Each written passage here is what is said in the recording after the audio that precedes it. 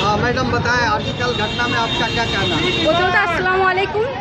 মানে এটা তো নকজনক ঘটনা, কিছু বলার মতো আমি দুটো লাইন জাস্ট বলছি। সম্প্রতি কলকাতা ধর্ষণ হত্যা মামলায় আমাদের সমাজে একটি অত্যন্ত দুঃখজনক ঘটনা।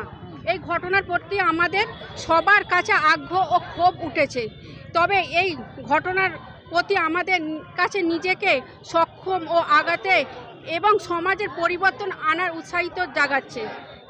এই প্রত্যাশা করে আমরা একই সাথে দায়িত্বশীলভাবে কাজ করব এবং সমাজের শান্তি ন্যায়ের জন্য লড়ব। এই ঘটনার প্রতিশ্রুতি ও ন্যায়ের জন্য লড়ব। এই ঘটনা ভবিষ্যৎ নিয়ে করব, উজ্জ্বল একটা ভবিষ্যৎ তৈরি করব। একইভাবে সরকার কার্যক্রম ও সমাজের জনগণ সচেতনা এবং প্রতিশ্রুতির সাথে সম্পৃক্ত থাকবে।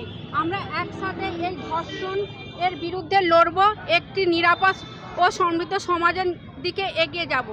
এই ঘটনার জন্য আমরা লায়ন্স ক্লাব একত্র হয়েছি আরজিকর ফর জাস্টিসের জন্য, কারণ আমরা সমাজের জন্য কাজ করি।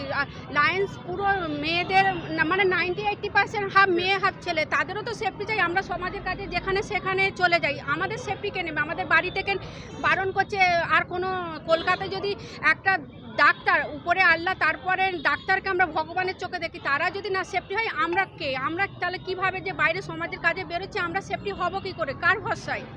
তাই আমরা চাইছি আরজিকরের মেয়ে মানে আমাদের মেয়ে, আমাদের বোন, কার মেয়ে, সকলের মেয়ে, কলকাতার মেয়ে নয়, পুরো আমাদের ভারতবাসীর মেয়ে।